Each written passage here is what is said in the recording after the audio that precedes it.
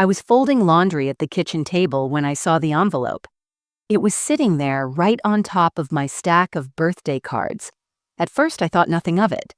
Just another plain envelope with a glittery sticker on the back. Maybe from a neighbor, maybe from a friend at the library. My 62nd birthday wasn't supposed to be dramatic. Just a quiet evening, a slice of carrot cake. Maybe a phone call from my daughter Willa if she remembered the time difference from Seattle. But this envelope wasn't ordinary. No return address, no stamp. Just my first name, handwritten in dark blue ink, Mara. Something about the way the letters curved made my stomach twist. I'd seen this handwriting before years ago, in letters tucked in drawers, in Post-its left on bathroom mirrors, in birthday cards just like this one. I tore it open. The card inside was cheap. One of those glittery ones you find in the clearance bin at the drugstore. The front had a balloon dog on it, the kind of card Gideon used to buy when he was being sarcastic. When he wanted to make me roll my eyes and laugh, I didn't laugh this time. Inside, there was no message, no poem, just a single line written in that unmistakable hand. I never left. Look in the basement. I dropped the card. My heart slammed into my ribs. My hands were shaking. I backed away from the table, stared down at it like it might explode. Every sound around me, the clock ticking the kettle, hissing, suddenly felt loud, sharp wrong. Gideon had been missing since 2005, vanished. No trace, no body, no goodbye, just gone. And now 20 years later, on my 62nd birthday, he sent me a card I never left. What did that mean? Was he trying to scare me? Was it a prank? Some sick joke from someone who knew our story? Or was he here? Had he been here all this time? My legs felt weak. I sat down slowly, eyes still fixed on the card. The words replayed in my head again and again like a scratched record. Look in the basement. I hadn't gone down there in years. Not since I packed away his boxes. Not really. Donnie, our neighbor, helped me board up the old root cellar after we moved the furnace. I kept paint cans and Christmas decorations down there now. It was just a dark, dusty space, nothing more. But suddenly I felt cold all over. I looked around the kitchen. Same faded wallpaper, same chipped cabinets, everything as it always was, except now it felt unfamiliar. Violated, like someone had been in here while I wasn't watching.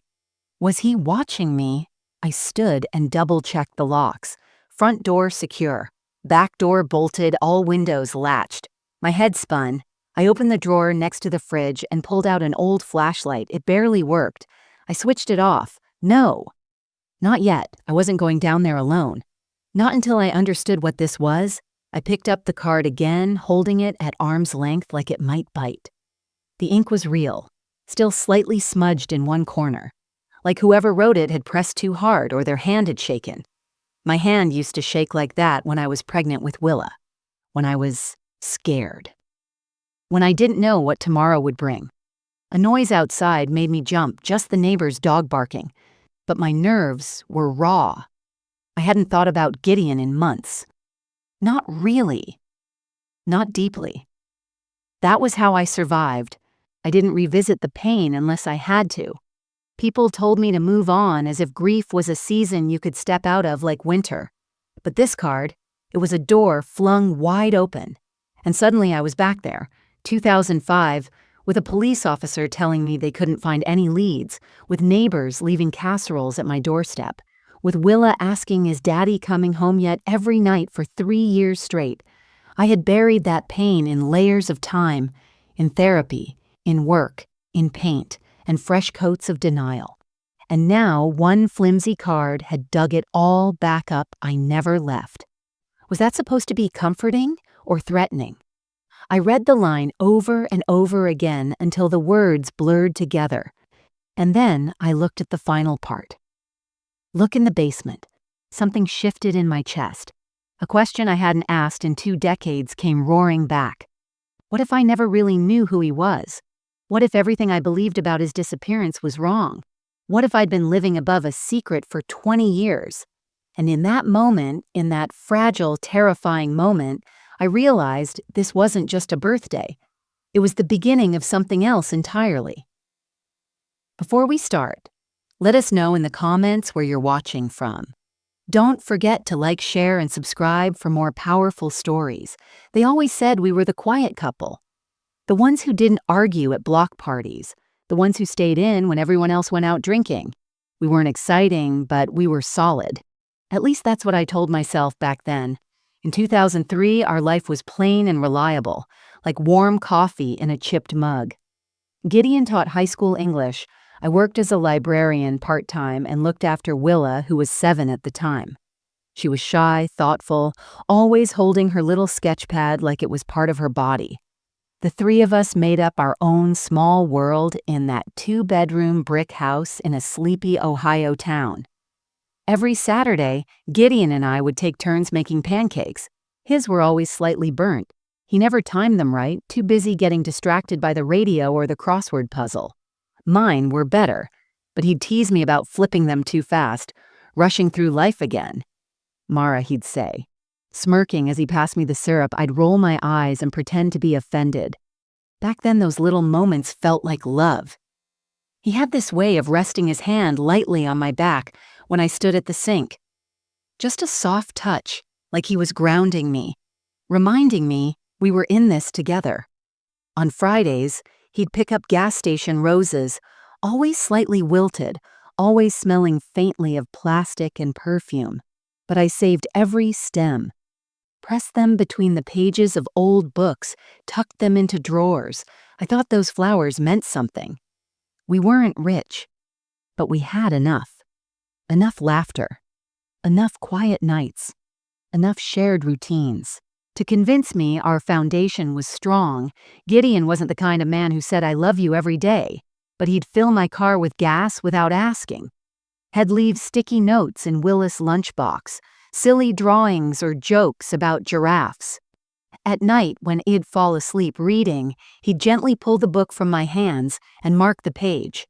Sometimes we danced in the living room, just a slow sway to old records, while Willa colored in the corner. I can still hear Nat King Cole playing in the background, feel the scratch of his stubble against my cheek. Those were the kinds of nights you never think you'll forget. But the truth is, sometimes I wonder if I imagined it all. Was it real love, or just the comfort of familiarity? Looking back, there were cracks. Small ones. Things I ignored because they didn't fit the story I wanted to believe. He started staying later at work. Grading essays, he'd say, shrugging off his coat and smelling like chalk and something I couldn't name. He began sleeping in on Sundays, even skipping church when Willa and I still went. He got quieter, more withdrawn. But I convinced myself he was just tired. Teaching was hard. Life was stressful. I gave him space. That's what good wives do, right? One afternoon, I came home early from the library to find him sitting alone in the backyard staring at nothing. The grill hadn't been lit. The table wasn't set. He was just there, silent. When I asked if he was okay, he nodded once. Just thinking I didn't press him, I was taught not to stir the pot. My mother, bless her, believed women held families together by absorbing storms quietly. So I tried. I absorbed everything. The silence, the distance, the half-smiles. Still on the surface, everything looked fine. We went to Willa's school. Events held hands during parent-teacher conferences, smiled for Christmas photos. To outsiders, we were still the quiet couple. And honestly, I clung to that version of us because the alternative that something deeper was shifting was too terrifying to face. I told myself every marriage had seasons. This was just a colder one. Spring would come back, head warm again. I remember one night vividly, November chilly, the kind of night where the wind whistles through the chimney. Willa was asleep and I sat on the couch flipping through an old photo album. Gideon walked in, saw the page open to our wedding photos and paused. I smiled, held it up. "Remember this?" I asked. He looked at it for a second too long, then said, "Yeah," before walking past me into the kitchen. No comment, no smile, just walked away. I closed the album and stared at the door he'd walked through, that strange ache blooming in my chest. It wasn't heartbreak. Not yet. It was confusion, a splinter of sadness. But I ignored it. Went to bed. Told myself he was tired. That was the last normal month I remember, because slowly, quietly, the ground beneath our life began to shift, and I didn't see it, not really, because I was too busy protecting the version of us I wanted to believe in. Back then I didn't know I'd be spending the next 20 years, trying to figure out which parts of my marriage were real and which parts were just shadows. It wasn't a big moment. It never is at first.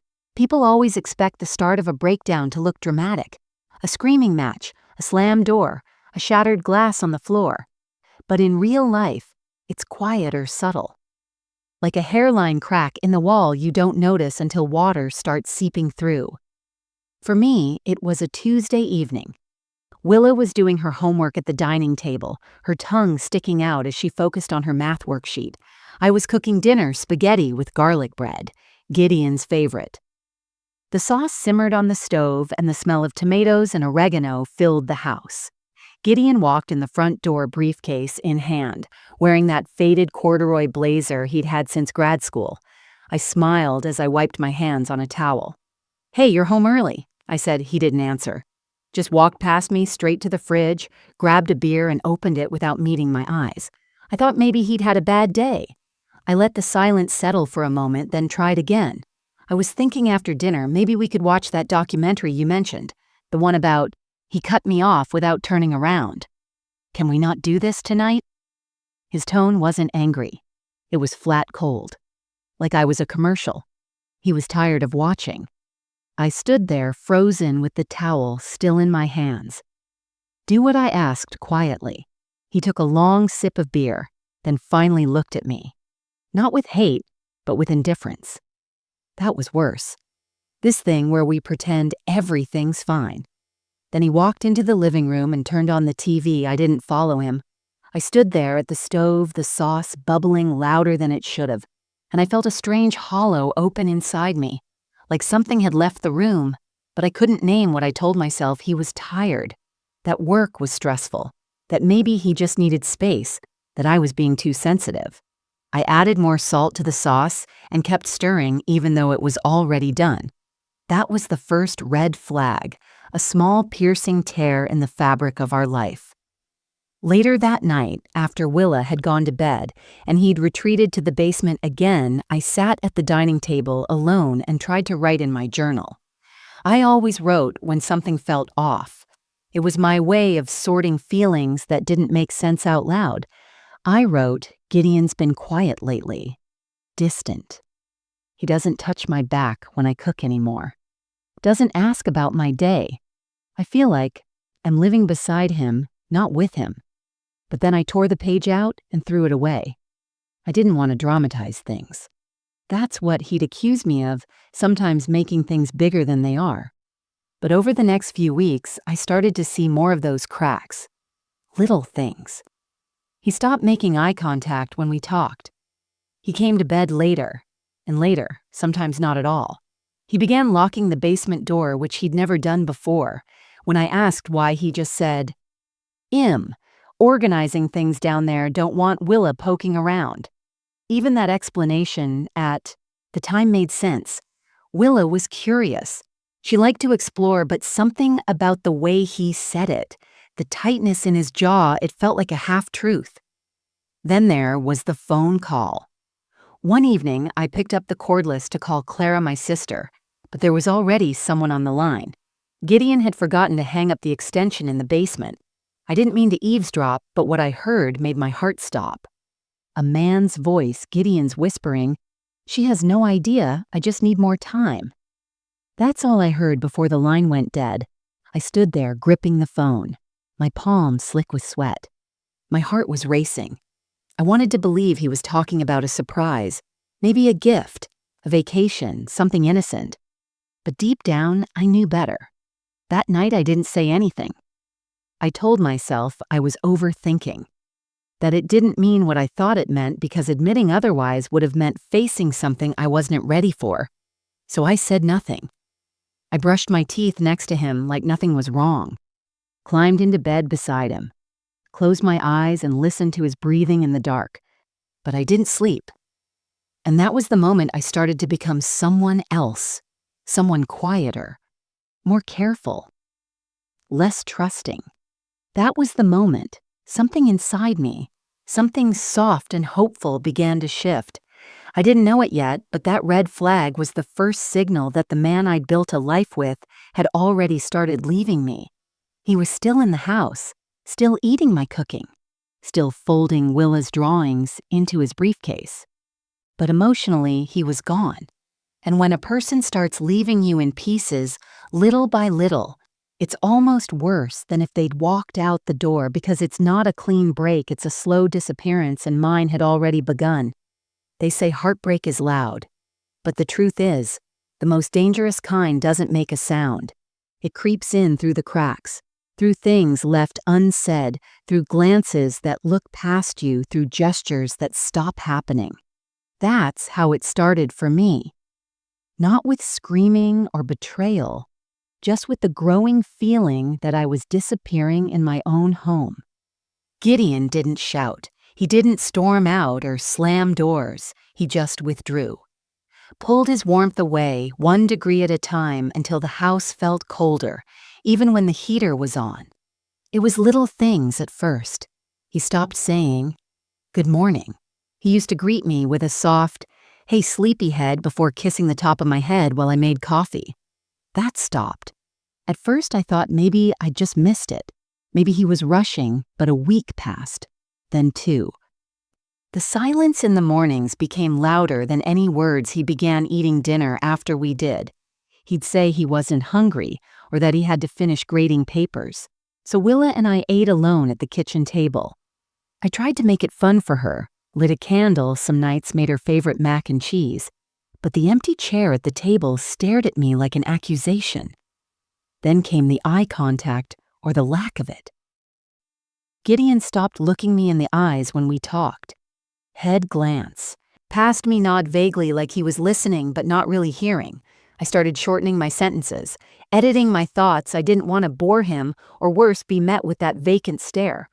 One afternoon, I was telling him about a funny thing Willa had said at school. He blinked, then stood up and said, "Can you take this to go? I have a headache," just like that. No reaction, no smile, just a wall. I nodded quietly and put the leftovers away. He never asked how her day went. I began questioning myself constantly. Maybe I was being too needy, maybe I talked too much, maybe I wasn't interesting anymore. I remember standing in front of the mirror one night, brushing my hair, and suddenly wondering if he even looked at me anymore. Not in the romantic way, just in the way you notice someone's face, their eyes, their expression. I looked tired. Faded like a side character in my own story. Even Willa noticed something was off. One night, as I tucked her in, she whispered, "Did Daddy get mad at you?" I asked her what made her think that. She said, "He doesn't laugh when you talk anymore." That hit me harder than anything else, because I realized even our 9-year-old could feel the shift, even if she couldn't name it. He began spending more and more time in the basement. He'd go down there after dinner and not come back up until after midnight. I'd hear faint noises, shuffling, maybe hammering. But when I asked what he was doing, he brushed me off, just sorting old stuff, he'd say. But I never saw anything new come up from the basement. No boxes, no reorganized shelves, just him, quieter, colder. He also stopped touching me, not in a romantic way that had faded months earlier. I mean the casual, everyday touches. A hand on the small of my back, a brush of his fingers against mine, a shared blanket on the couch. It all vanished. We stopped hugging. Even goodbye kisses became a thing of the past. At first I tried to fix it. I cooked his favorite meals, left little notes in his jacket pockets, wrote, "I miss you" on the foggy bathroom mirror after my shower. I bought a new sweater in a color he once said he liked, deep red like ripe cherries. He didn't notice. Or if he did, he didn't say anything. Eventually, I stopped trying. Because nothing hurts quite like reaching for someone who won't reach back. I felt invisible. I didn't cry. Not yet, I wasn't angry either. I was confused, like I was walking through a fog with no shape, no direction. I started going to bed earlier just to avoid the silence. I pretended to sleep when he came in late. Sometimes I lay there, eyes open in the dark, listening to him move around the room like a stranger. Sometimes I wondered if he wished I'd disappear. I began dreaming about things I hadn't thought about in years, old boyfriends, childhood summers, moments where I felt seen. Once I dreamed I was walking through our house and no one recognized me, not even Willa. I woke up with my chest tight and tears running down my cheeks. At the grocery store, I started lingering in the aisles. Not because I needed anything, just because it felt nice to be around people, to hear voices, to smile at strangers and have them smile back. That kind of thing became rare at home. One night, I sat down to journal something I hadn't done in weeks. I wrote, "I feel like a ghost. I keep moving. Cooking, folding clothes, going to work, but no one sees me, especially not him." Then I closed the notebook and shoved it into the back of my dresser. I didn't want to see those words again. I wasn't ready to admit that something was truly wrong. Because if I did, if I really faced it, I'd have to decide what came next, and I wasn't ready for that. So instead, I did what so many women do. I held the silence. I bore the weight. I told myself things would change. But deep down, I already knew. The man I married had started fading long before he ever disappeared. It happened at Willis School fundraiser.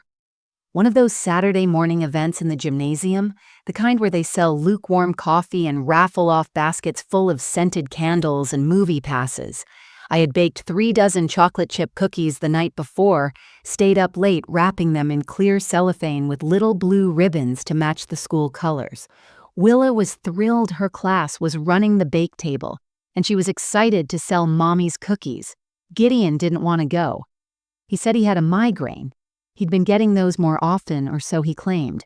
He muttered it from behind the newspaper as I got Willa dressed, but something in me pushed back. Maybe I was tired of going alone to every school function. Maybe I was tired of making excuses for him. I stood in the doorway and asked him again, more firmly, "Gideon, it would mean a lot to Willa if you came." He folded the newspaper slowly and looked at me like I was asking him to run a marathon. After a long pause, he said, "Fine, but I'm not staying long." We arrived late, which I hated. The parking lot was full and the gym buzzed with parents chatting and kids darting around with face paint and juice boxes. Willa ran to her table, proudly showing her cookies to her teacher. I turned to Gideon. "See," I said, smiling. "She's so proud." He barely glanced over. Yeah, I tried to shake it off. We walked over to the raffle tables. Clara, my sister, was volunteering, wearing a bright yellow shirt and greeting everyone like they were lifelong friends. When she saw us, her eyes lit up. "Mara." "You brought him," she said, nudging me with a grin. I was beginning to think he was imaginary. I laughed, a soft, awkward laugh. "Gideon didn't." He crossed his arms and said flatly, "Well, here I am, let's all act impressed." Clara raised an eyebrow and gave me a quick glance. I forced a smile, then changed the subject, pointing to a raffle basket filled with gardening tools. "Maybe we'll win something," I said lightly. Gideon didn't respond. He looked down at his phone. We moved on, but the air between us had changed. It was heavy. I felt embarrassed, not because he was grumpy, but because I had dragged him here. And now I was trying to pretend everything was fine in front of people I loved. Then it happened. Willa came running up, holding 2 cups of lemonade and a huge grin. "Mommy, Daddy, I got you drinks." She was glowing. Pure sunshine in sneakers. She handed one to me, then offered the other to Gideon. He didn't take it. Instead, he looked down at her and said, "Sweetie, Daddy doesn't want sugary drinks right now. Can you give that to someone else?" Her smile wavered, just slightly. She looked at me, confused, unsure of what she'd done wrong. I tried to save the moment. "Willa, honey, why don't I hold Daddy's for him?" But Gideon wasn't done. He added with a sharpness I hadn't heard before. "Or maybe your mom can stop trying to sugarcoat everything. We don't have to pretend here." A few nearby parents glanced over. The woman behind the bake table froze in the middle of tying a bow. My ears rang. I looked at Willa. Her face had dropped. She set the cup down on the edge of the table, blinking hard like she didn't want anyone to see her cry. Then she ran off toward her classroom door. I stood there stunned. I wanted to chase her, but I also couldn't move. I just stared at Gideon. "Why would you say that?" I whispered. He shrugged. "You always try to wrap everything up in bows. Life isn't a school play. Mara." Then he turned and walked out of the gym. Just like that, no goodbye, no explanation. He left me standing there, surrounded by eyes that quickly turned away, pretending not to have seen anything. Clara came over and gently touched my shoulder. I couldn't look at her. I didn't want pity. I didn't want comfort. I just wanted to disappear. Later, I found Willa sitting on the floor by the lost and found box, hugging her knees. I knelt beside her. "I'm sorry, baby." She didn't say anything, just leaned her head against my shoulder. I held her like that for a long time, even as the cleanup crew started sweeping around us. When we got home, Gideon was in the basement. No apology, no explanation. He didn't even come up for dinner. That night, after Willa went to bed, I stood in the hallway outside the basement door and just stared at it. I had the urge to scream, to throw something, but I didn't. I just stood there in the silence he left behind, and for the first time I allowed myself to admit I felt humiliated. Not angry, not heartbroken. Humiliated because he hadn't just dismissed me. He dismissed me publicly. He made me small in front of my daughter, in front of people who cared about us, and the worst part, I knew I'd stay quiet about it. I knew I'd get up tomorrow and make breakfast like nothing happened. Because by then, that's who I had become, a woman so used to being overlooked that she started shrinking to make room for the people who made her feel invisible. But something cracked that day, a small invisible fracture in my silence. And even though I didn't know it then, that fracture would one day be the reason I finally stood up. There wasn't one big moment that made me leave. No shouting, no suitcase flung down the stairs. No threats or slammed doors. Instead, it was a quiet erosion, like standing at the edge of a beach watching the tide steal more and more sand from beneath your feet until one day you realize you're barely standing at all. The night I truly broke wasn't loud. It was, in fact, painfully quiet. Willa had just turned 10. We were sitting in her bedroom surrounded by opened gifts, glitter-covered cards, and leftover balloons from the small party we held at home. Just the two of us. No friends this year. Willa didn't want to invite anyone. I think even at that age she could sense the weight inside the house. She was brushing her doll's hair when she looked up and asked, "Why doesn't Daddy sing Happy Birthday anymore?" The question stopped me. It wasn't dramatic. It wasn't angry, it was just honest. I swallowed the lump in my throat and lied. "Has tired a lot, sweetheart." She tilted her head and said, "But he used to be tired before," and still sang I didn't have an answer. So I kissed her forehead and told her to brush her teeth. That night, I stood at the sink washing the last of the dishes, listening to Gideon walking around above me. He barely spoke to me anymore. We lived like distant roommates. No affection, no connection, just two ghosts circling the same space. And then as I was drying a plate, I dropped it. It didn't shatter it. Clattered and rolled onto the floor. I stood there staring at it, my chest heaving. Not from anger, from exhaustion. From carrying too much for too long, Gideon didn't come down to check. Didn't call out. Didn't ask if I was okay, and I realized he wouldn't notice if I disappeared tomorrow. That thought gutted me, because I used to be someone he noticed, someone he chose, someone he laughed with in grocery store aisles and kissed in the back seat of the car when no one was looking. And now I was background noise. I picked up the plate and put it away, Then I wiped the counter for the third time, even though it was already clean because I didn't want to go upstairs, because I couldn't bear to sleep beside someone who had long since abandoned me emotionally, if not physically.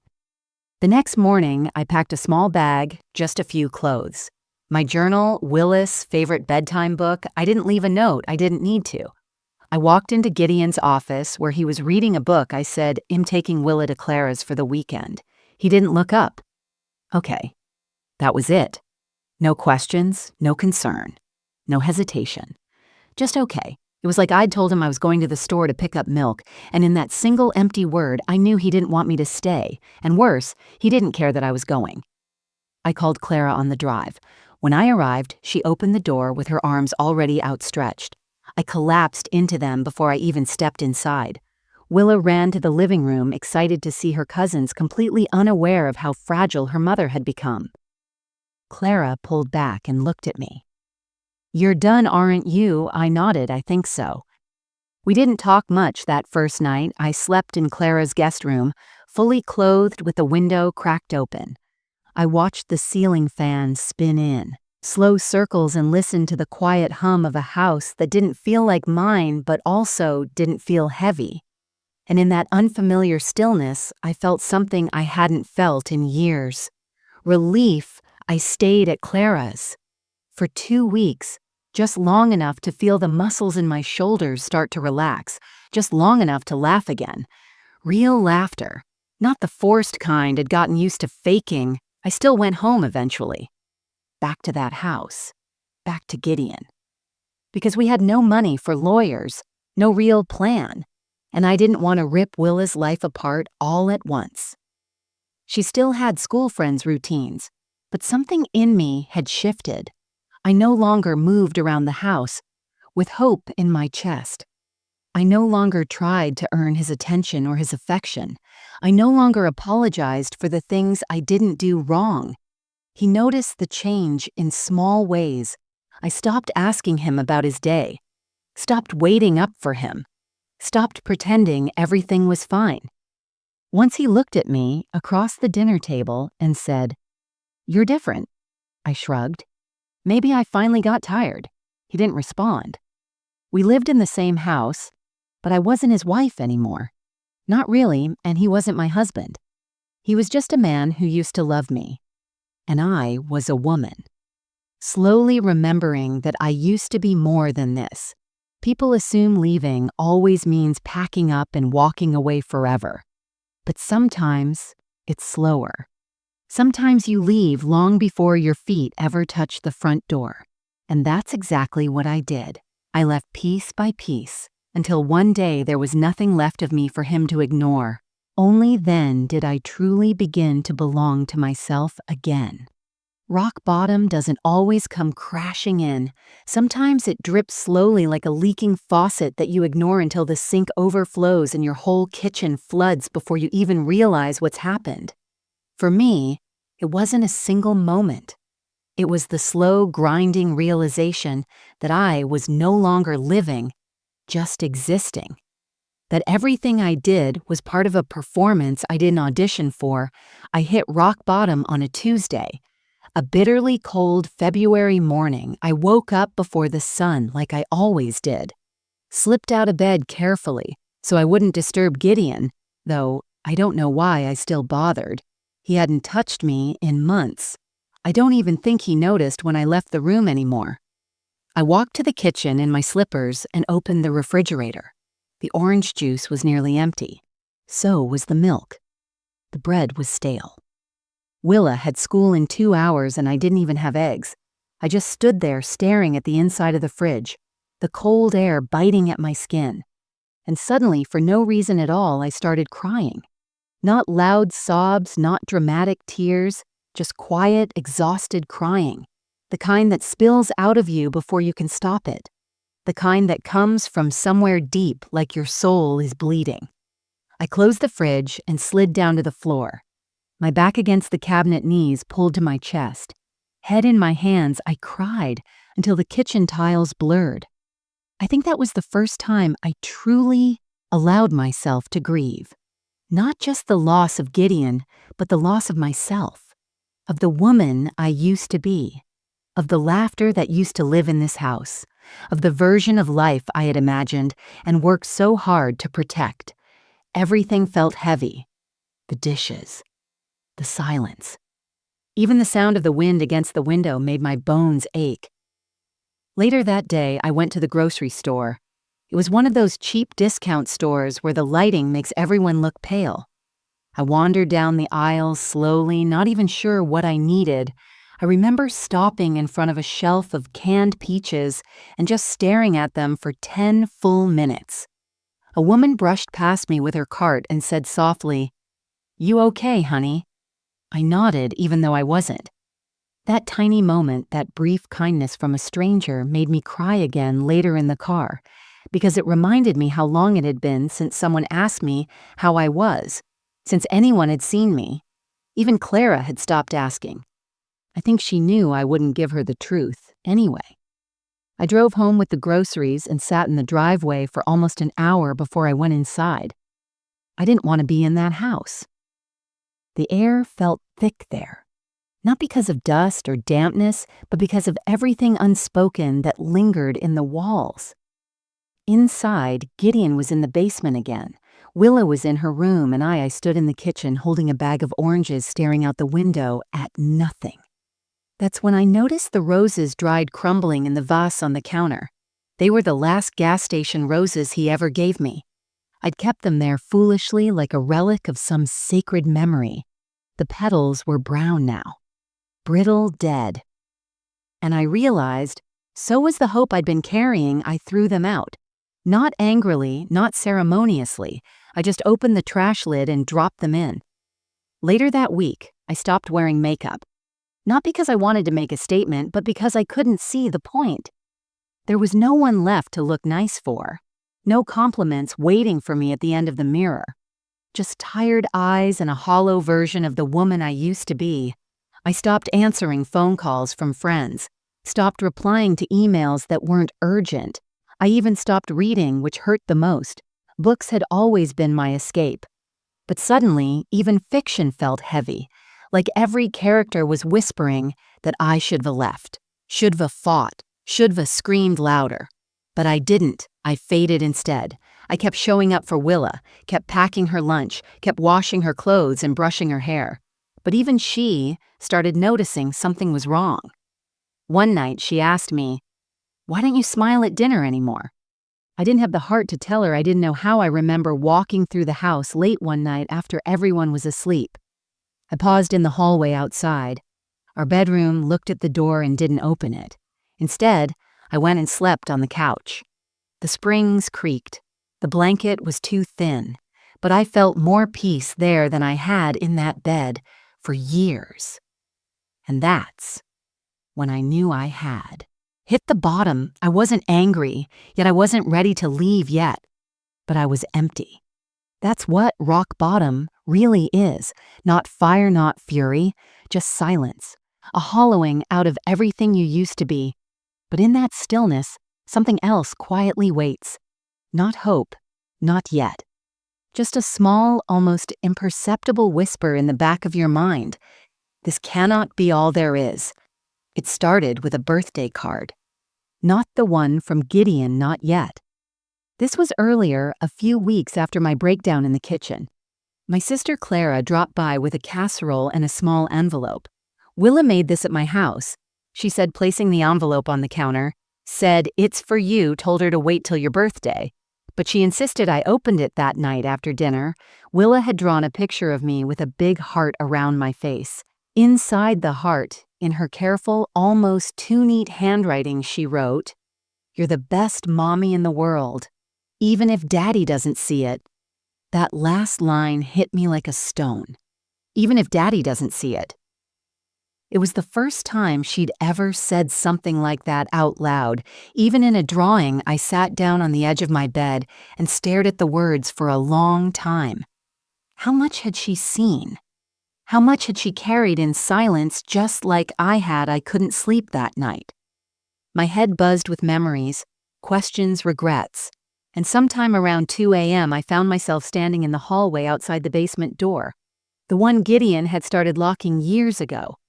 the one I hadn't opened in so long that I'd stopped thinking of it as part of the house.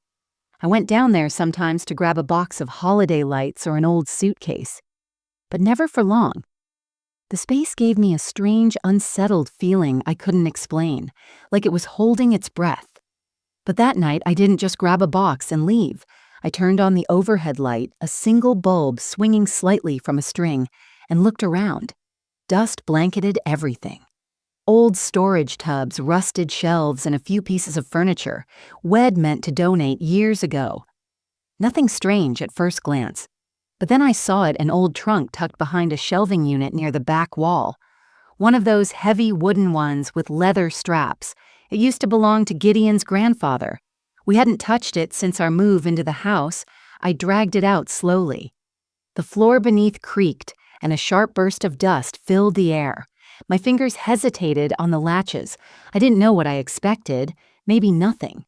Maybe just more old tax documents and winter coats. But when I opened it, what I found didn't make sense. Inside were stacks of spiral-bound notebooks, dozens of them, each labeled in Gideon's handwriting. I picked one up and flipped through it. It wasn't poetry. It wasn't lesson plans. It was surveillance names, phone numbers, dates, locations, conversations, all written down with mechanical precision. Some pages had diagrams of rooms. Others had notes like, "She met with him again at the bookstore, 3:20 p.m.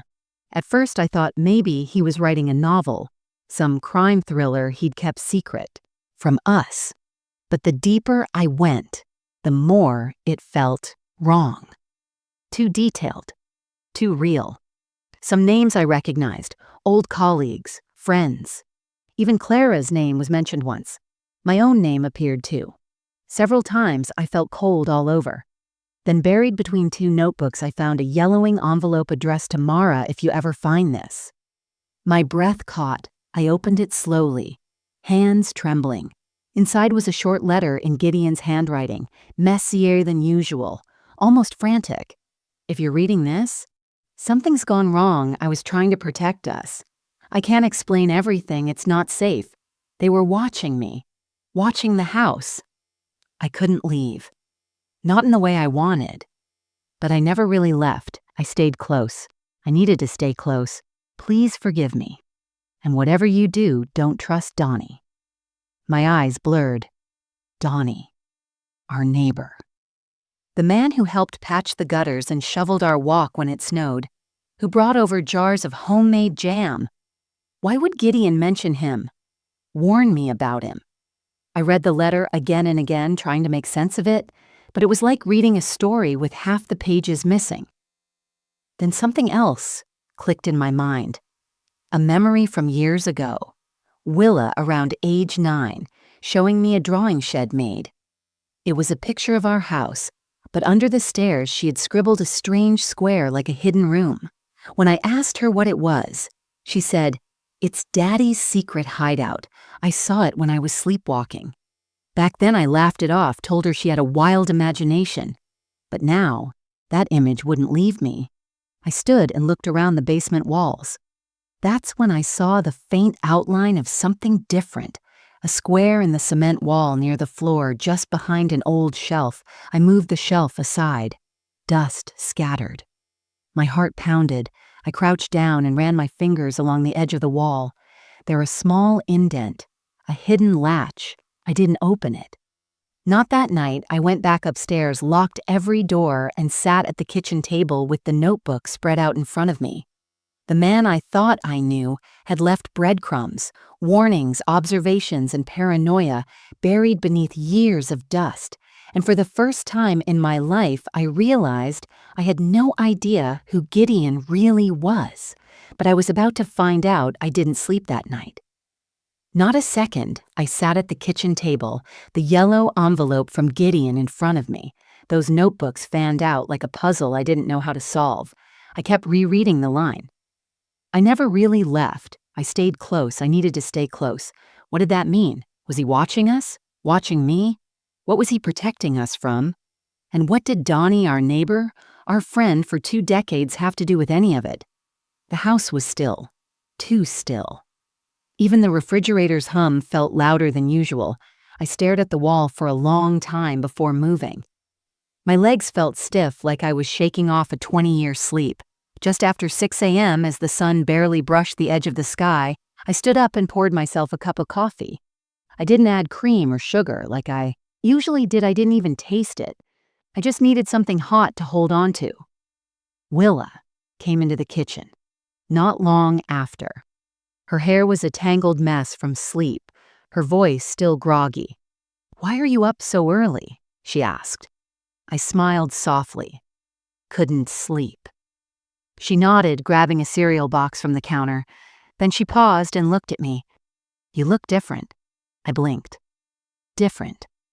How she shrugged. "I don't know, awake." Maybe she didn't know how right she was. That morning, something shifted inside me. Not in a dramatic, world-ending way.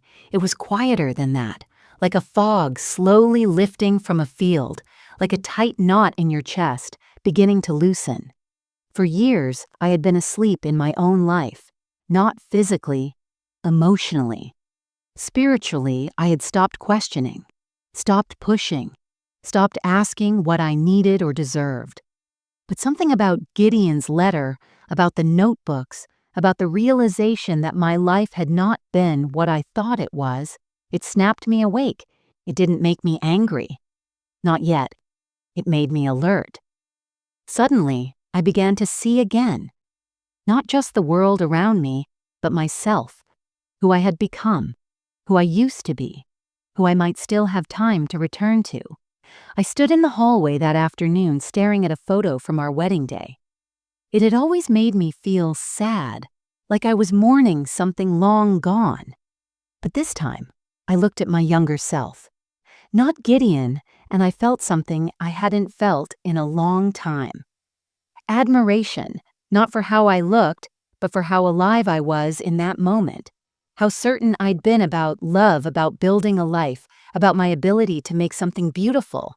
And I whispered to that girl in the photo, "I'm sorry I let you fade." Later that evening, I dug out a box of things I hadn't touched in years, sketches, poems, old journals I used to draw. Not professionally, but with joy, I found a charcoal sketch I made in college, a woman walking into the sea. No face, just a posture of strength. I'd forgotten it existed. I framed it and hung it in the hallway. Willa saw it and said, "Did you draw that?" When I nodded, she said, "It's kind of fierce." "Yeah," I said, "she is." I started noticing things, and I don't mean evidence or clues, I mean me. My breath, my pace, my needs. I had lunch alone the next day, not because I had no one to eat with, but because I wanted to. I sat at a cafe and sipped tea, watching people pass by. I wasn't hiding behind my phone. I wasn't checking the time. I was just present. That night, I sat on the back porch and looked at the stars for the first time in years. I used to love the night sky, used to know constellations by name. I couldn't remember half of them now, but I remembered the feeling, that smallness that used to scare me, but now felt comforting. The world was bigger than my pain, bigger than Gideon, bigger than everything I thought I knew, and that gave me peace. The next morning, I woke up and made pancakes, real ones not from a box. Willa was surprised, especially when I added blueberries and shaped hers into a cat face. She laughed for the first time in days, and I laughed with her. "I think I like this version of you," she said. I smiled, me too. The truth was, I hadn't decided what to do next. I hadn't opened the hidden panel in the basement. Yet I hadn't told Clara or the police about the notebooks. I hadn't confronted Donnie. But something inside me had reawakened. I wasn't frozen anymore. I wasn't grieving a man who vanished, not in the same way I was rediscovering the woman who stayed. The one who survived. The one who raised a daughter alone. The one who endured 1,000 small heartbreaks and still showed up every single day. And for the first time in 2 decades, I felt her rising again. No drama, no spotlight, just quiet strength, a whisper in my chest saying, "You were never broken, just buried." but now you're back. There's a kind of power in silence, not the silence of being ignored or overlooked. I knew that kind too well.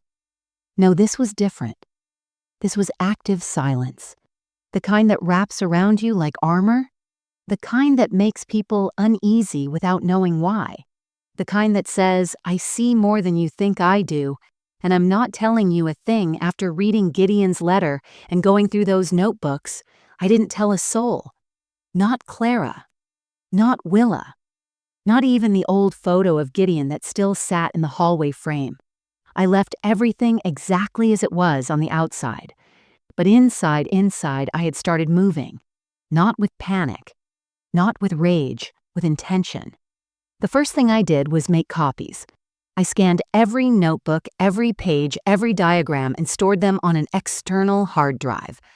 Then I backed them up on a flash drive and tucked it into an old ceramic mug in the back of the kitchen cabinet, behind some chipped holiday mugs I hadn't used in years. Next, I bought a new lock for the basement door one, only I had the key to. I replaced it while Willa was at school and Donnie was at his weekly bowling night. I unscrewed the old latch with shaking hands, my heart hammering the whole time, but I didn't stop. When it was done, I closed the door, locked it, and stood there for a moment, just listening to the sound of something sealing. Shut not just the basement, but the version of me that had once asked for permission to feel safe. Then I began researching. I went to the library, not my home computer, which felt too risky, and started searching through property records, blueprints, and archived local news stories. I checked the original floor plans of our house and confirmed there had been a root cellar built in 1947 and sealed sometime in the mid-'80s. The hidden panel I'd found matched the layout exactly. I started digging into Gideon's past too. Not his past as my husband, but as a man, where he worked before we met, who he knew. Any stories names, headlines that might connect to the cryptic notes in his notebooks. One article stood out, a 2004 local report about a former teacher subpoenaed to testify in a state corruption case involving school board funds. No names were listed, just initials, but the timeline matched.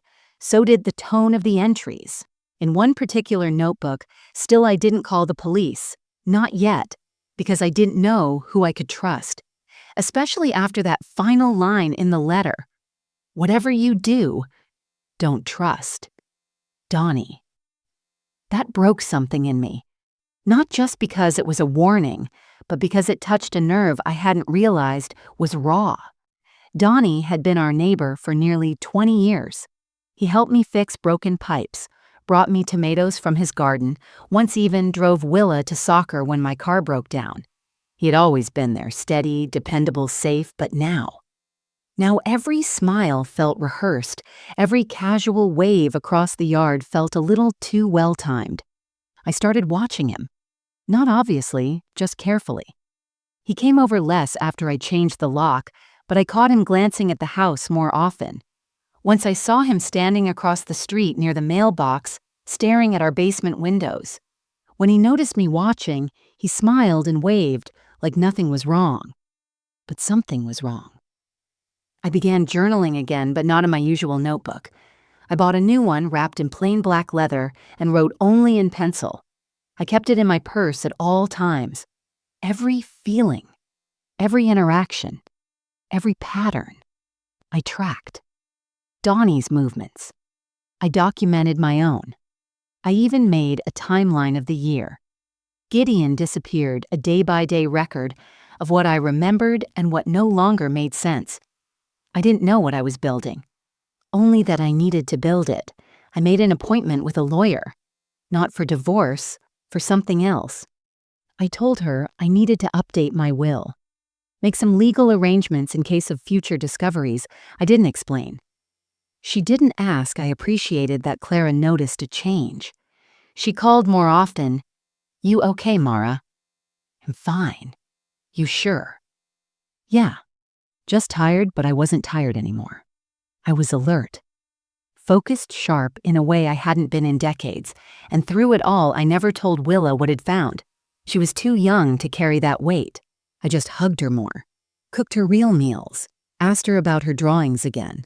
I started rebuilding our little world, not for show this time, but for us. I went down to the basement late at night when the house was asleep. I stared at the panel. I didn't open it. Not yet. Because I knew now whatever was behind it, once opened, couldn't be undone. It wasn't just about Gideon anymore. It was about me, about truth, about standing face to face with everything I'd buried in my home, in my marriage, in myself. The old me would have waited for permission, for a sign, for someone else to fix it. But the woman I was becoming, she didn't need permission.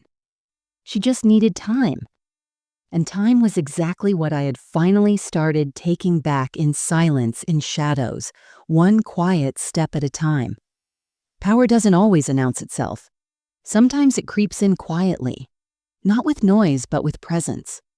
The shift started slowly, so subtly I don't think anyone noticed it at first, except me. The first real sign came from Willa. It was a Saturday afternoon and she was sitting at the kitchen table, drawing something she hadn't done in weeks. Her sketch pad was open.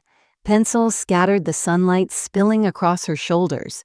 I was washing dishes when she looked up at me and said almost shyly, "You look different lately," I smiled. "Different how I don't know," she said, twirling a pencil in her fingers. "Like you remember who you are." That stayed with me because she was right. It wasn't that I had become someone new. It was that I'd started to return to someone I had once been. Someone grounded, aware, not constantly reacting to the shifting moods of others. That same day, Donnie stopped by. He came up the steps with a jar of honey, like he always did this time of year. He said his cousin's bees had produced a weirdly good batch, and I had to try it. I opened the door, but didn't invite him in. That was the first shift. He blinked, caught off guard. Normally, I'd ask him to come in for coffee or a slice of whatever I'd baked that week, but this time I just stood there, calm still. He held out the jar. "Figured I'd drop this off before heading to the hardware store. You need anything while I'm out?" "No, thank you." He nodded, then tilted his head. "Everything okay?" I looked him straight in the eyes and said, "Why wouldn't it be?" He smiled, but his eyes didn't. "Just seems like you've been keeping to yourself lately." I returned the smile. "Is that a problem?" He paused. "Not at all. Just miss our chats is all." I nodded. Things change. He left after that, and I watched him walk down the sidewalk with that jar still in his hand, his back just a little stiffer than usual. He knew something had changed. He just didn't know what Gideon used to say. That silence was more powerful than shouting. People can ignore your anger, he once told me, but silence, that makes them nervous. He was right. In the weeks that followed, I noticed Donnie watching me more. From across the street, from his porch, once from his car parked just a little too long at the curb. But I didn't flinch, because I knew something. He didn't. I had taken the power back. I had secured the notebooks, I had legal counsel, I had documentation, I had started moving pieces behind the scenes that made me feel, for the first time in years, like the driver of my own story. Even Clara noticed it. One afternoon, we were sitting in her backyard. She was trimming the deadheads off her petunias, while I sipped sweet tea and stared out over the fence. She said, "You're quieter lately. Is that a bad thing?" She shook her head. "No, but it's a different kind of quiet, not the kind where you're shrinking. This is steel." I laughed softly. Maybe I got tired of waiting for someone to save me. She looked at me with that big sister tilt in her eyes. "I think you finally realized no one needed to." And she was right, because something remarkable happens when you stop explaining yourself, when you stop trying to earn the benefit of the doubt, when you stop begging people to believe your pain and instead turn inward and say, "I believe it and that's enough." The house felt different now, too. Lighter. Even Gideon's old photo, the one that once made me ache, started to lose its grip on me. I didn't take it down. I didn't throw it away. I just stopped looking at it. It was no longer the centerpiece of my sorrow. It was just an old photo. I also stopped waiting for footsteps in the hallway, or excuses from the basement, or apologies that would never come. I stopped explaining away the discomfort in my gut, or minimizing the fear that prickled at the back of my neck every time Donnie lingered just a moment. Too long, I started locking the front door before dark. I changed the passwords on all my accounts. I moved my important papers to Clara's house. I didn't make noise about it. I didn't explain to anyone. I just began preparing like a woman who knew something was coming, and this time she'd be ready. The odd thing was, the more I stood in my own presence, the more others noticed Willa started opening up more, telling me things about school. Laughing more freely, she seemed safer, like some part of her had been holding its breath too, and now it could finally exhale. Even at work, people noticed. "Something's changed in you, Mara," my supervisor at the library said one afternoon. "You're standing taller." I smiled. I finally realized I'm not small, and that was the truth.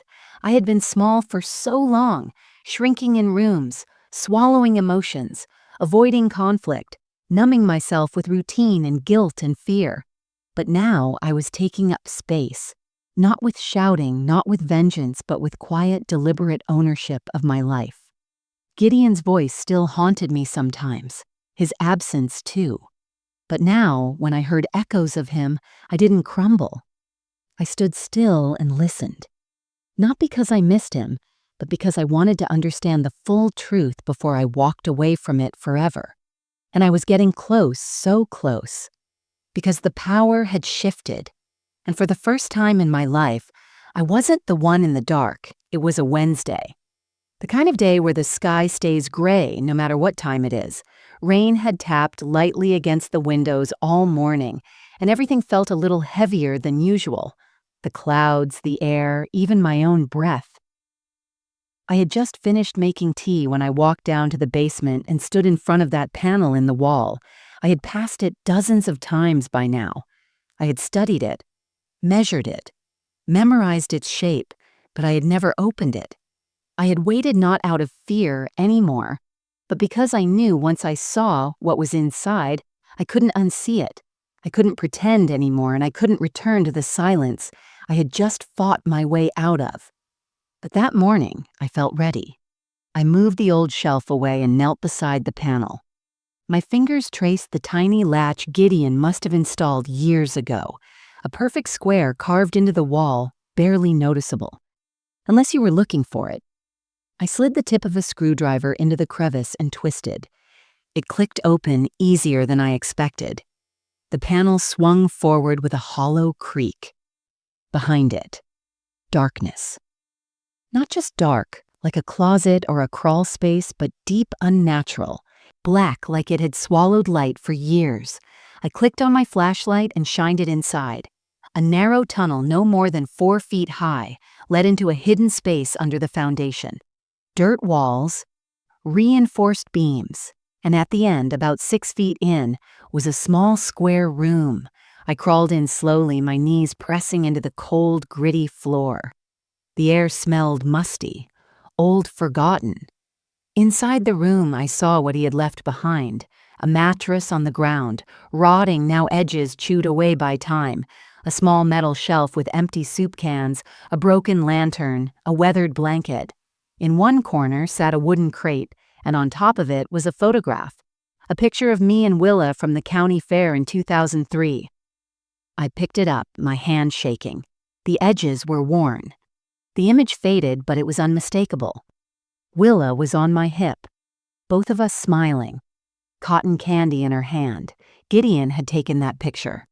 Beside the crate was a spiral-bound notebook. I opened it slowly. It wasn't like the others. This one wasn't filled with surveillance notes, it was a journal. Gideon's handwriting messier, more emotional. The entries weren't dated, but the first page read, "I had to go down here. I thought it would only be for a few weeks. I didn't know how to explain it to Mara. She wouldn't understand. She still sees the world as good, but they threatened us. Said if I didn't vanish, they'd come for you. So I did. But I stayed close. I always stayed close. As I turned the pages, a picture began to form. Not a sane one, not a linear one, but a man unraveling. He had been hiding from something or someone. He believed people were watching him, listening through the walls, tracking him through phone lines. He mentioned Donnie. He wrote that Donnie was part of it, that he was the one who helped arrange the basement hideout, then later tried to convince him to leave for good. And then the final entry scrawled almost violently. She's getting too close. I saw her find the notebooks. If she opens this place, if she sees what I became, it's over. I never meant to stay this long. I never meant to watch her grieve. I closed the book and sat back on my heels. There were tears in my eyes, but they weren't from love. They were from clarity, from truth. Gideon hadn't been kidnapped. He hadn't died. He had chosen to disappear. And worse, he had been here just feet below our lives while we mourned him. He watched Willa grow up through slits in the basement vent. He heard our grief. He heard our pain. And he said nothing. That wasn't protection. That wasn't love. That was cowardice.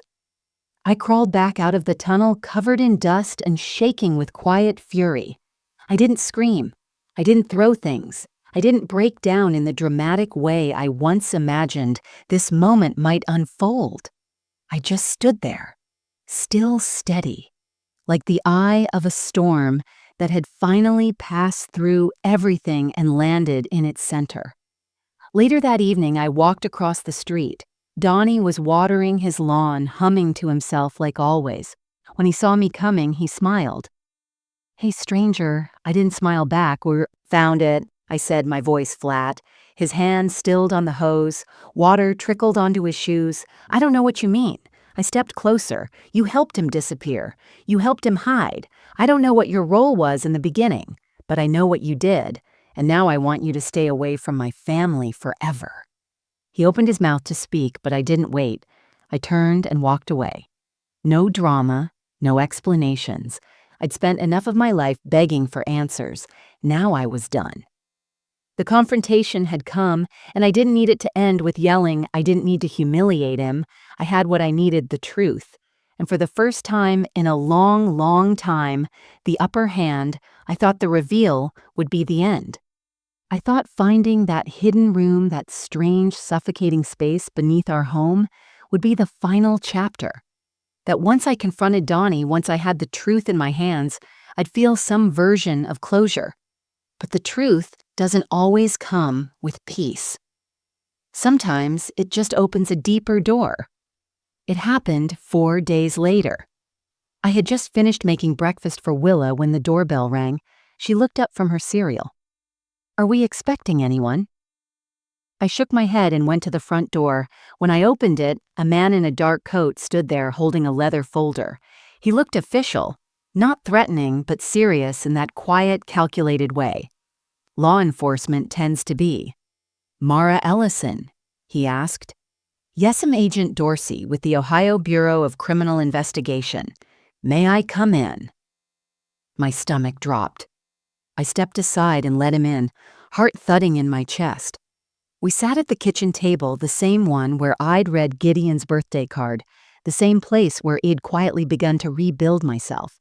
Agent Dorsey opened his folder and slid a photograph toward me. It was Gideon, but not the man I remembered. He looked thinner. His beard was longer, his eyes sunken, and his expression guarded. The photo had a timestamp taken 11 days ago. I stared at it for a long moment. "Hez alive," I whispered. Agent Dorsey nodded. "We've been tracking him for years. He was supposed to enter federal witness protection back in 2005 after giving testimony that helped expose a major fraud scheme within the state education board." I blinked. "He never told me any of this." "He couldn't," the agent said. "At least that's what he claimed, but something went wrong. He refused the relocation plan, said he didn't trust the handlers. Instead, he disappeared off the grid. We lost him. Until last week, he slid another piece of paper toward me. A police report Gideon was found sleeping behind a gas station in rural West Virginia, malnourished, disoriented. He had no ID on him, but during processing, he mentioned your name." My throat tightened. "Why are you here?" I asked. The agent straightened. "Because Gideon kept journals, dozens of them. And while we have some already in our evidence locker, we believe you may have the rest." He alluded to hiding them in a property he once owned. I didn't answer right away. I wasn't ready to hand those notebooks over. Not because I wanted to protect him, but because I needed to understand the full picture. First, the agent seemed to sense this. "I know this is a lot," he said gently. "But there's something else." He pulled out one last document, a copy of a notarized letter dated 2 weeks ago from Gideon, a will. And in it, he named Willa, not me, as the sole beneficiary to a private account holding nearly $94,000. "Where did this come from?" I asked, stunned. "We believe he's been working under the table for years. Odd jobs, maybe cash from the people who owed him for keeping quiet. We don't know the full scope yet, but he kept this money aside for her, said he owed her that much." I was silent for a long time. $94,000. After everything. After years of neglect, silence, and hiding. After watching his own daughter grow up from under the floorboards, he left her money. Not a letter. Not an apology. Just a number on a page. The agent continued. "He's currently in custody, pending evaluation and possible federal reprocessing. You and your daughter aren't required to make contact unless you wish to." I nodded slowly. He stood to leave. "Well, be in touch about the journals." When he was gone, I sat at the table staring at the photo of Gideon for a long time. And for the first time in years, I didn't feel heartbreak. I didn't feel confusion. I didn't even feel rage. I felt something sharper. Justice. Not the kind that screams, not the kind that takes revenge, but the kind that lands so softly you almost miss its weight. Gideon, the man who vanished, had lived a life of shadows, fear, and regret. And now he was no longer a ghost. He was a man alone, facing everything he'd run from. And the best part, I didn't have to lift a single finger. Time did the work for me. Truth did the work for me. His own guilt, it did the work. That night, I told Willa. We sat on the couch, legs tucked beneath us, and I explained gently as much as I thought she could bear. She didn't cry, she didn't get angry. She just listened, then said, "Is it okay that I don't want to see him?" I nodded. "It's more than okay." She leaned her head on my shoulder. "Can I use some of that money for college?" I kissed the top of her head, every penny. She paused, then added, "You're my real parent." Not him. You stayed. And in that moment, I knew that was the justice I'd been waiting for. Not a trial. Not a punishment. Not even the money, just that sentence. You stayed. The letter arrived on a Thursday. It wasn't from the court or the bureau or anyone official. Just a plain white envelope with my name on it, scrawled in a familiar, jagged handwriting I hadn't seen in nearly 20 years. There was no return address. Just like the birthday card, I didn't open it right away. I set it on the table, walked to the sink, and washed the dishes from breakfast. My hands moved through the soap and water like they had for decades. But I wasn't really focused on plates or spoons. I was focused on the envelope, on what it might say, on what it could try to undo. Eventually, I sat down and opened it. The paper was yellowed, like it had been handled too much. The ink had smudged slightly in one corner. "Mara," they say. "It'll be relocated again soon. They say this time it will stick. But before that happens, I needed to try. I know you probably hate me. I wouldn't blame you if you did. I watched you raise our daughter alone. I watched you cry, laugh, fall asleep on the couch with your arm over her shoulders. I watched the life I left behind, not because I didn't love you, but because I thought I was protecting you. But I see now I was protecting myself. I was scared, and I used danger as an excuse to disappear from everything that asked something real of me. If this is the last message I ever get to send, please tell Willa. I'm proud of her. And please know that I never stopped loving you. I just stopped knowing how to be someone you deserved. Gideon. I read it twice, then once more slowly, and then I folded it back up and slid it into a drawer. Not because I wanted to hold on to it, but because I didn't want to carry it. That evening I sat on the porch as the sun dipped behind the neighbors' rooftops and Willa came out holding 2 mugs of tea. "Still thinking about the letter?" she asked. I nodded. She sat beside me, her long legs tucked under her like she used to sit as a child. "Do you want to write back?" "No," I said softly. "I don't." It wasn't bitterness that made me say it. It was peace. Because there's a difference between forgiveness and reattachment, between compassion and access, between remembering someone kindly and letting them back into your life. I didn't hate Gideon, but I no longer needed anything from him, and that was the freedom I hadn't known I was searching for all these years. The next day, Clara dropped by with groceries and her usual bag of sass. She noticed the open notebook on the table where I'd started journaling again. "You writing letters to your long-lost lover," she teased. I smiled. "He wrote me one." She raised her eyebrows, and I read it, and then I kept living. She looked at me for a long moment, then nodded. "That's my sister. We didn't talk about it again. We didn't need to." Something had shifted in me permanently. Even at the library, people noticed. My supervisor asked if I'd considered coming back full-time. I smiled and said I'd think about it. But the truth was, I'd outgrown that version of myself, too. I wasn't the woman who needed to escape into books anymore. Now I was the woman writing her own story in real time. Later that week, I received a call. Not from Gideon. Not from Donnie. From someone I hadn't spoken to in years. My cousin Tessa Wed lost touch after a falling out during my early marriage years. She had never liked Gideon. Thought he was too smooth, too secretive. We argued over it once, and I hung up on her. She called out of the blue, her voice cautious. "I heard about everything. I just wanted to check on you." I paused, then said, "Thank you." We talked for an hour, laughed at memories I hadn't dusted off in decades, talked about Willa, about life, about the way people vanish and come back in ways you never expect. After the call, I felt a strange warmth in my chest, because for the first time, someone had returned to my life, not with expectation, not to explain, not to fix anything, but just to connect, to rebuild something that had been abandoned without leaving me to carry the blame. That's the beauty of healing.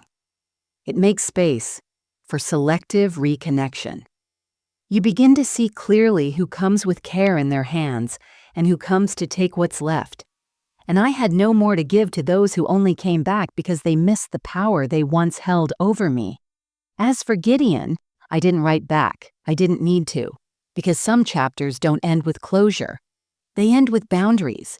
And in choosing silence, I finally spoke the loudest I ever had. It was early spring when I finally took the photo down. The one of Gideon and me on our wedding day, all smiles and hope framed in a thin wooden border. I'd dusted 100 times, but hadn't really seen in years. It had lived on the hallway shelf for 2 decades, quietly haunting me, even when I pretended it didn't. I didn't break the frame. I didn't burn it. That's not how real healing works. I simply took it down, wrapped it in brown paper, and placed it in a box marked, "Willa's Childhood Keep Not." For her to hold on to, but because it was a part of her story, even if it was no longer part of mine. That afternoon, I stood in the backyard, the sun warmed the grass newly cut. The dogwood tree at the fence line had just started to bloom. Tiny white blossoms clung to the branches like quiet promises. I brought out a chair and a small notebook, the same one I had started writing in the week. I opened the basement panel. Not out of obligation, but because I'd realized something. Stories don't end when the mystery is solved. They end when the narrator no longer needs the pain to feel alive. And that's where I was. Not angry, not broken. Just still, I wrote slowly, deliberately. Am not the woman who waited by the phone. Not the woman who reread every old letter looking for answers. Not the woman who shrank to keep the peace. I'm the woman who stayed, and then I became the woman who walked out of the silence and chose to live. I closed the notebook and set it in my lap. Willa came outside a few minutes later, barefoot, holding a tray with 2 glasses of lemonade. Her hair was up in a messy bun, and she wore one of my old t-shirts like she'd done since high school. She handed me a glass and sat down beside me without a word. We sat in that soft, golden quiet. No music, no phones, just birdsong and distant wind chimes, and it struck me how rare moments like that had been when Gideon was still around. He had filled the space with tension, with silence that wasn't peaceful, but sharp, like a wire stretched too tight. This silence was different. This silence was earned. She broke it after a while. "You doing okay?" I nodded. "Yeah, I think I'm better than okay." She smiled, then looked out over the yard. "I used to think you were sad. All the time," she said softly. "But now I realize you were carrying everything." I didn't respond right away. Then I said I didn't always carry it well, but I carried it for both of us. And she reached over and held my hand. That was the closure I never expected to get. Not from Gideon, not from the courts, not from a letter. From her, that quiet affirmation that I hadn't ruined her childhood, that despite everything she knew, who had stayed, who had tried, who had loved her with a depth words never could explain. A few days later, I went down to the basement for the last time. I cleaned it out. Every box, every shelf, every trace of the hidden room. I hauled the rotting mattress to the curb. I bleached the walls. I repainted them, a soft white. Not to cover up the past, but to claim the space for something new, I turned it into an art room, hung Willa's old paintings on the wall, set up my own small corner to sketch again, bought a rug with sunflowers on it and a speaker that played soft jazz while I worked. Now when I opened that basement door, it no longer whispered secrets. It welcomed me. The space where a man once hid from his life had become the space where I stepped back into mine. It was poetic in a quiet way. Not the kind of ending you see in movies.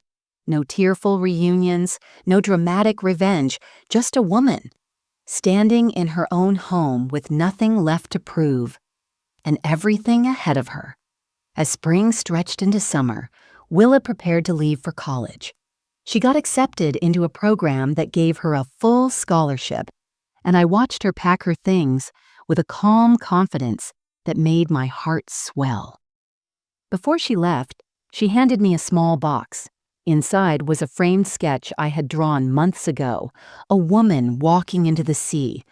But this time, Willa had added something. A second figure.